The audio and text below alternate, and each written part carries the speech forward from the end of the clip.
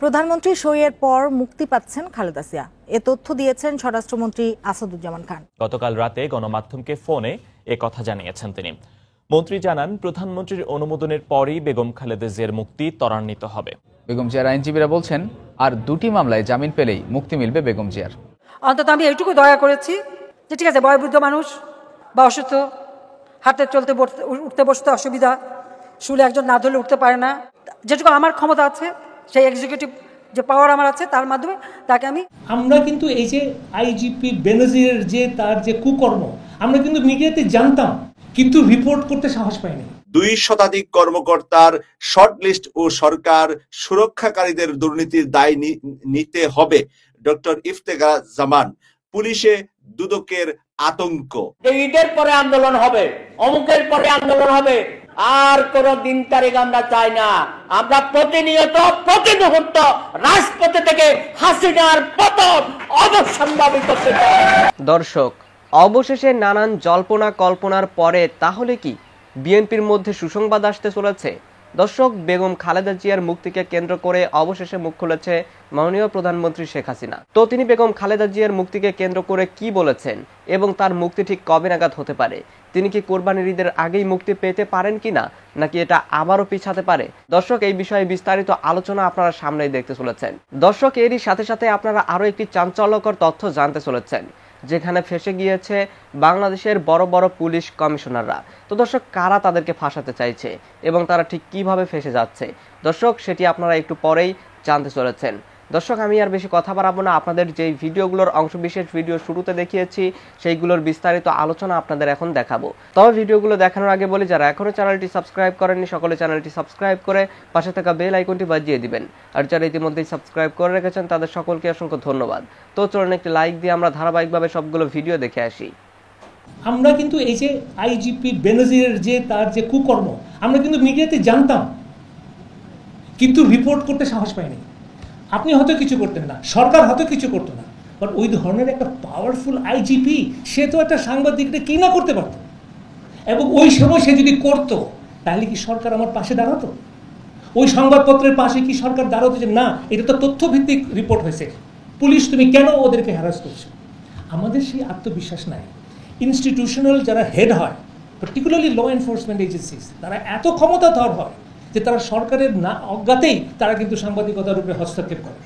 এবং এই বেনজিরের example is a startling example, where we in the media knew most of these things, but we didn't have the guts to report, because he was a very powerful law enforcement person. Awami লীগকে শেখ হাসিনা এখন একটা মরা লাশে পরিণত করেছে। চারিদিকে দুর্গন্ধ, ওই যে লাশ 80 টুকরা লাশ হয়েছে না, নর্দমায় পাওয়া যাচ্ছে, এখন আওয়ামী লীগেরও হয়েছে এই অবস্থা আর কি। এত দুর্গন্ধ ছড়াচ্ছে, এটাকে কত দ্রুত কবর দিতে পারবেন, তা না হলে এই জাতি এই দুর্গন্ধ নিয়েই আমাদের বাঁচতে হবে। আরে সেই তাপস কদিন আগে বললো 40 বছরে যেটা হয় না উনি 4 বছরে করেছেন। কি আলাউদ্দিনের ওনার হাতে আছে, এখন চলে গেছে সুইজারল্যান্ড, এক বক্তৃতা দিয়ে শেখ হাসিনার সাথে এক মঞ্চে কি সব উদ্বোধন করলো, 12-13টা প্রজেক্ট। এখন দেখি উনি সুইজারল্যান্ডে ঘুরে বেড়াচ্ছে। মানে আমাদেরকে তিলোত্তমা নগরী উপহার দেওয়ার কথা বলে নিজেই এখন তিলোত্তমা শহরে ঘুরে বেড়ায়। এই আজিজ বলেন, বেনজির বলেন, তার সব সুপুত্ররা এখনো অনেকেই আছেন। 28 অক্টোবর কারা ঘটেছে ঘটনা, এই উনাদের মতোই আর কিছু আছে তো এখনো। হ্যাঁ, খুব বড় বড় কথা বলছেন, মিডিয়াতে ঘন ঘন আসছেন, দেখছেন না? এদের পরিণতি একদিন এরকমই হবে। সাবধান হবে না এরা কেউ কিন্তু সাবধান হবে না, এরা আরো পচাইয়া ছাড়বে। এই সরকারকে আরো পচানোর জন্য চারিদিকে যে ব্যবস্থা উনি করে গেছেন বা করে যাচ্ছেন অনবরত ভাবে, উনাকে থামানো যাচ্ছে না। Enough is enough. এখন এই সরকারকে আমি এক মুহূর্ত দেখতে চাই না। এত ইস্যু আমাদের হাতে তুলে দিচ্ছে। আজ ইস্যু নিয়েও দেশে একটা গণ আন্দোলন হতে পারে, বেনজির ইস্যু নিয়েও একটা গণ আন্দোলন হতে পারে, কিন্তু আমরা কোন ইস্যু কাজে লাগাতে পারছি না। এটা আমাদের ব্যর্থতা, জনগণের কোনো ব্যর্থতা নাই। জনগণের যা বলার 7ই জানুয়ারি বলে দিয়েছে।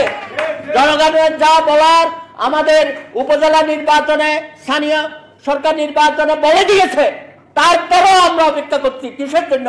ওহি নাজেল হবে না, আমাদের কাজটা আমাদের করতে হবে। আগামীকাল থেকে এইবার যেন আমরা না শুনি যে ঈদের পরে আন্দোলন হবে, অমুকের পরে আন্দোলন হবে, আর কোন দিন তারিখ আমরা চাই না। আমরা প্রতিনিয়ত প্রতি মুহূর্ত রাজপথে থেকে হাসিনার পতন অবশ্যম্ভাবী করতে চাই। 2 শতাধিক কর্মকর্তার শর্টলিস্ট ও সরকার সুরক্ষাকারীদের দুর্নীতির দায় নিতে হবে। ডক্টর ইফতেখার জামান। পুলিশে দুদকের আতঙ্ক। পুলিশের মধ্যে এখন দুদকের আতঙ্ক ছড়িয়ে পড়েছে বলে সংবাদটি পরিবেশন করেছেন। পুলিশ বিভাগের বিভিন্ন স্তরে ছড়িয়ে পড়েছে দুর্নীতি দমন কমিশন দুদক আতঙ্ক। পুলিশের সাবেক আইজি বেনজির আহমেদের মতো ব্যক্তিকে সংস্থাটি আইনের জালে আটকে ফেলা হয়েছে। এরপরই আতঙ্ক ছড়িয়ে পড়েছে দুর্নীতি প্রবণ এই সেক্টরটিতে। গত 1.5 দশক ধরে মানুষ দেখে আসছে পুলিশের দুর্দর্শ প্রভাব। প্রান্তিক পর্যায়ে কনস্টেবল থেকে শুরু করে শীর্ষপদ পর্যন্ত মানুষ সহ করেছে পুলিশের দৌরাত্ম্য। বিনা অপরাধে গ্রেফতার, নির্যাতন, হয়রানি শিকার হয়েছে, মিথ্যা মামলার আসামি করে অর্থ আদায় করেছে অনেক পুলিশ কর্মকর্তা। মাদকদ্রব্য ঢুকিয়ে দিয়ে করা হয়েছে মিথ্যা মামলা, গায়েবী মামলায় আসামি করা হয়েছে লাখ লাখ মানুষকে। ভুক্তভোগী মানুষের এসব সহ করা ছাড়া কিছুই করার ছিল না। গত 1.5 দশকে দুর্নীতি, ব্যাংলুট, অর্থ পাচার চরম আকার ধারণ করেছে। তা সত্ত্বেও দুর্নীতি দমন কমিশন ছিল কার্যত নির্বিকার। বিশেষ করে দ্বাদশ জাতীয় সংসদ নির্বাচন পর্যন্ত সংস্থাটিতে লক্ষ্য করা গেছে রহস্যজনক নীরবতা। নির্বাচনের পর হাইকোর্টের নির্দেশ একটু একটু করে অস্তিত্বের জানান দেওয়া শুরু করেছে। এরই মধ্যে 14 মে বাংলাদেশে ঘুরে গেলেন মার্কিন সহকারী পররাষ্ট্রমন্ত্রী ডোনাল্ড লু। সম্পৃক্ততার অভিযোগে সাবেক সেনাপ্রধান জেনারেল আজিজ আহমেদের বিরুদ্ধে নিষেধাজ্ঞা দেয় যুক্তরাষ্ট্র। অবশ্য এর আগেই সাবেক আইজিপি বেনজির আহমেদের বিরুদ্ধে রচনা করা হয় দুর্নীতি গ্রেফতার। একজন আইনজীবী আবেদন করার পর 24 এপ্রিল বেনজির আহমেদের বিরুদ্ধে আনুষ্ঠানিক অনুসন্ধান শুরু করে দুদক। প্রিয় দর্শক, পুলিশের ভিতরে এখন আতঙ্ক চলছে ঘরে ঘরে, বাড়িতে বাড়িতে। পুলিশ যে বাড়িতে আগে ভাগের মতো যেতেন, এখন পুলিশ নিজেই ঘরেই শিয়ালের মতো দিন যাপন করছেন। না জানি কখন দুদক তাকে চিঠি দেয়, না জানি কখন তার দুর্নীতির খবর দুদকে কেউ বলে দেয়। পাশের বাড়ির কেউ যদি নোটিশ করে দেয়, সে দুদকের কাছে যে সে দুর্নীতি করে, পুলিশের চাকরি করে একটি বিল্ডিং বানিয়েছে, একটি বাড়ি বানিয়েছে, একটা জমি কিনেছে, এখন সেই পুলিশের গুম হারাম হয়ে যাচ্ছে। পুলিশ একদিন বাংলাদেশের মানুষকে, নিরীহ মানুষকে, বিরোধী দলের মানুষদেরকে ধরে নিয়ে যে কোনো ভাবে মামলা দিয়ে, সাজা দিয়ে লক্ষ লক্ষ টাকা হাতিয়ে নিয়েছে। রমজান আসলে আর ঈদ আসলে পুলিশের চলে আসে দৌরাত্মের হাত আরো বেশি। আমাদের তো ঈদ করতে হবে, তাই লক্ষ লক্ষ টাকা নিরপরাধ মানুষদেরকে ঈদের আগে ধরে নিয়ে তারা টাকা আদায় করে থাকেন। এই সকল হিসাব নিকাশ যখন আমেরিকার ডোনাল্ড লু এসে দিয়ে গেলেন, তারপরই নড়ে চড়ে পড়েছে বাংলাদেশের দুর্নীতি দমন কমিশন দুদক। আর সেই কারণে এখন বিশাল খারাপ অবস্থান আছে পুলিশের। দুর্নীতিবাজ লুটেরা সেই সন্ত্রাসী পুলিশদের ঘরে নাই তারা ঘুমিয়ে শান্তি পাচ্ছে, না স্ত্রীর কাছে জায়গা পাচ্ছে, না সন্তানরা তাদেরকে ভালো বলছে। চোরকে চোর কিন্তু ছেলেরাও একসময় বলে, মেয়েরাও বলে, ওয়াইফও কিন্তু খোঁটা দেয়, তুমি তো চুরি করে এই বাড়িটি করেছো, তুমি তো দুর্নীতি করে আমাকে শাড়িটি কিনে দিয়েছো, তুমি তো দুর্নীতি করে আমাকে স্বর্ণ কিনে দিয়েছো। প্রিয় দর্শক, সেই কথাটা তারা দুনিয়ার বুকেই শুনবে, তারা চিন্তা করতে পারেন নাই। কিন্তু আজকে দুনিয়ার বুকে তাদের পরিবারের কাছে পর্যন্ত তারা লাথি উষ্টা খাচ্ছে। যারা দুর্নীতি করে, অপরাধ করে সেই বালাখানা, সুন্দর ঘর, সুন্দর বাড়ি বানিয়েছে, অসহায় মায়ের সন্তানের বুক খালি করে দিয়েছে, ঝাড়ঝা করে দিয়েছে গুলি করে, ক্রস ফায়ার দিয়ে, বিনা দোষে, শুধুমাত্র ছাত্র শিবির করে, জামাত করে, অথবা ছাত্র দল করে, অথবা বিএনপি করে, বা এইরকম বিরোধী দলের সাথে জড়িত। প্রিয় দর্শক, আজকের এই দিনটি দেখার জন্য আপনারা হয়তো অপেক্ষা করছিলেন সরকার পরিবর্তন হলে এই দিনটি দেখবেন, কিন্তু তার আগেই এবং পুলিশ নিজেও ভেবেছিল এই সরকারকে আমরা রাখবো, আর এই সরকারকে রাখলে আমাদের কিছুই হবে না। কিন্তু সর্বশেষ যে কোনো অদৃশ্যের শক্তি এসে বাংলাদেশে হাত দিয়েছে, আর ওই শক্তির কাছে সরকার পরাজিত হচ্ছেন, এবং সরকার পুলিশকে আর বাঁচাতে পারছেন না, এবং দুর্নীতিবাজদেরকেও সরকার এখন আর রক্ষা করছেন না। বরঞ্চ সরকার বলছেন তাদেরকে আমরা চিনি না, দুর্নীতিবাজ যেই হোক, অথবা সেনা প্রধান জেনারেল আজিজকেও সরকার এখন চিনতে চাচ্ছেন না, জানতে চাচ্ছেন না আজিজকে। তাদেরকে এতবার এত কিছু করেছে আজিজ, তারপরও আজিজকে সরকার ভুলে গিয়েছে। দেশ নেত্রী বেগম খালেদা জিয়া অল্প সময়ের মধ্যে বাংলাদেশের মুক্ত আকাশে ঘুরে বেড়াবে। হতে পারে সেটা 5 দিন, 7 দিন কিংবা বিফোর কোরবানি। কোরবানির পূর্বেই ইনশাআল্লাহ দেশ নেত্রী বেগম খালেদা জিয়া বাংলাদেশের মানুষের মুক্তি আন্দোলনে মিলিত হবে। বাংলাদেশের জনগণকে সরাসরি জনগণের কাতারে এসে দাঁড়িয়ে তারপরে জনগণের জন্য আন্দোলন সংগ্রামের চূড়ান্ত নেতৃত্ব দিবেন দেশ নেত্রী বেগম খালেদা জিয়া। খালেদা জিয়া মুক্তি পেতে যাচ্ছেন, খালেদা জিয়া মুক্তি পাবেন এবং এই অবৈধ ফ্যাসিস্ট সরকারের পদত্যাগের জন্য, তাদেরকে ক্ষমতা থেকে চূড়ান্তভাবে নামানোর জন্য, দেশের মানুষের গণতন্ত্র প্রতিষ্ঠার জন্য যে চূড়ান্ত রূপটি বাংলাদেশে ধারণ হবে সেটা হবে খালেদা জিয়ার নেতৃত্বে। এবং খালেদা জিয়া সম্মুখ সারিতে দাঁড়িয়ে থেকে আপনাদেরকে, আমাদের দেশের সকল মানুষকে স্লোগান তুলে নেতৃত্ব দিবেন। বাংলাদেশের এই স্বৈরাচার ফ্যাসিবাদ বিরোধী আন্দোলনের নেতৃত্ব দিবেন খালেদা জিয়া। বাংলাদেশের মানুষের ভয়ের কিছু নেই। দেশনেত্রী বেগম খালেদা জিয়ার জন্য শুধু মহান আল্লাহর দরবারে দোয়া করা ছাড়া আপনার হাতে এই মুহূর্তে বিকল্প কোনো কাজ নেই। শুধু একটি কাজ, মহান আল্লাহর দরবারে দোয়া করতে চাই খালেদা জিয়া দ্রুত মুক্ত পেয়ে আপনার সামনে, আমার সামনে উপস্থিত হোক। তবে আমার বিশ্বাসের জায়গা থেকে, আমার কাছে রাজনৈতিক বিশ্লেষণ এবং বিভিন্ন তথ্যপত্রের ভিত্তিতে আমি শুধু আমাদের নেতাকর্মী, বাংলাদেশের উজ্জীবিত বিরোধী মতের মানুষদেরকে এতটুকু আশ্বস্ত করতে চাই, সর্বোচ্চ যদি দেরিও হয় কোরবানির পূর্বেই দেশ নেত্রী বেগম খালেদা জিয়া বাংলাদেশের মানুষের সামনে মুক্ত আকাশে ঘুরে বেড়াবে। আওয়ামী লীগের নেতারা তাকিয়ে তাকিয়ে দেখবে, বাংলাদেশের পুলিশ তাকিয়ে তাকিয়ে দেখবে, সেলুট করবে, সালাম করবে। খালেদা জিয়ার আশেপাশের নেতাকর্মীদের কাছে ঘুর ঘুর করা শুরু করবে এই অবৈধ ফ্যাসিস্ট সরকারের গোলামরা। বাংলাদেশের মানুষ মুক্তি পাচ্ছে, খালেদা জিয়া মুক্ত হচ্ছে মানে বাংলাদেশের আকাশে বাতাসে গণতন্ত্রের পতাকা উজ্জীবিত হবে। খালেদা জিয়া মুক্ত হওয়া মানে বাংলাদেশের মানুষের মধ্যে স্বাধীনতার চেতনা উদ্বুদ্ধ হবে। খালেদা জিয়া মুক্ত পাওয়া মানে বাংলাদেশের অবৈধ ফ্যাসিস্ট শেখ হাসিনার সরকারের এই মসনদ ভেঙে চুরে চুরমার হয়ে যাবে। খালেদা জিয়া মুক্ত পাওয়া মানে বিরোধী সকল শক্তির মানুষ ঐক্যবদ্ধভাবে একটি আমব্রেলা, একটি ছাতার নিচে তারা নেতৃত্ব নিয়ে বাংলার মানুষকে মুক্ত করে ছাড়বে। খালেদা জিয়া মুক্ত পাওয়া মানে শেখ হাসিনার অবৈধ এই তন্ত্র মন্ত্র সবকিছু ধূলিসাৎ হয়ে যাবে। আর সেজন্যই খালেদা জিয়া মুক্ত আকাশে ঘুরে বেড়াবে, মুক্ত হবে, জনগণের নেতৃত্ব দিবে। আওয়ামী লীগ আজও আমার এই বক্তব্য বিশ্বাস করবে না, কারণ ওরা জানে অবৈধ পথে ক্ষমতায় আনার জন্য শেখ হাসিনা ওদেরকে যা ইচ্ছা তাই বলে বেড়াচ্ছে। কোনো লাভ হবে না।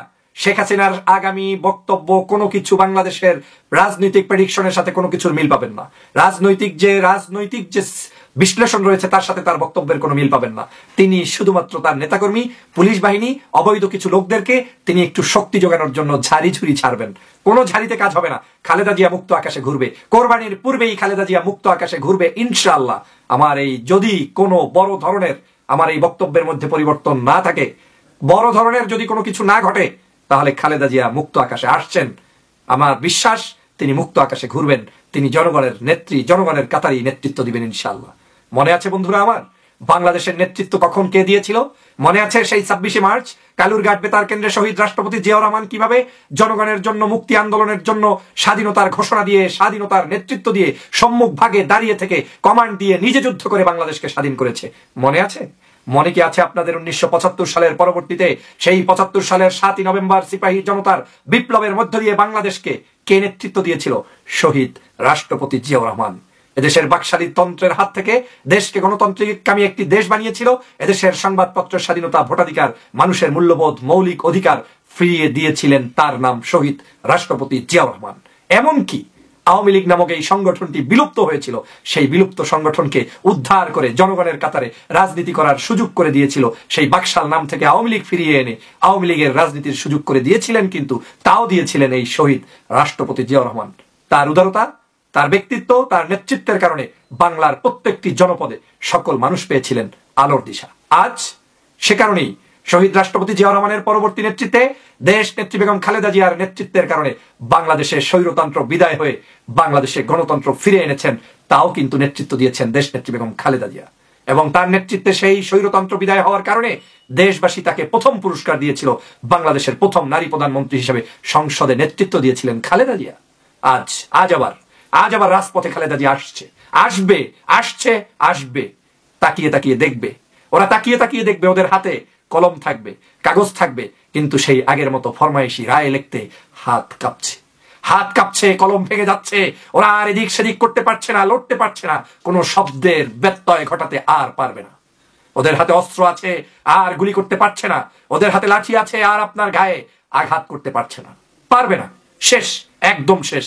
ওদের জন্য কুঠারাঘাত হয়ে আসছেন খালেদা জিয়া, ওদের জন্য নেতৃত্ব নিয়ে আসছেন খালেদা জিয়া, ওদের জন্য বাংলাদেশের মানুষকে মুক্তির স্লোগানে মিছিলে মিছিলে বাংলার জনপদ কাঁপাতে আসছেন দেশ নেত্রী বেগম খালেদা জিয়া।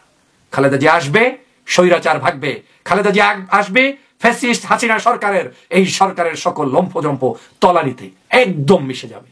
পুলিশ বাবুরা দাঁড়িয়ে দাঁড়িয়ে 2 হাত তুলে সেলুট দেওয়া শুরু করবে, 1 হাতের পরিবর্তে 2 হাত ওদের জায়গা শুরু হবে, ডানকে বললে বাম, বামকে বললে ডান, এভাবেই লেফট রাইট শুরু করে দিবে এই বাংলাদেশের প্রত্যেকটি জনপদে। অপেক্ষায় থাকেন। দর্শক, আমি আশা করছি আপনারা সকলেই অত্যন্ত মনোযোগ সহকারে সবগুলো ভিডিও দেখেছেন। এমনকি দর্শক, যদি এই ভিডিওগুলো সম্পর্কে আপনাদের কোনো মতামত থেকে থাকে তাহলে তো অবশ্যই জানাবেন।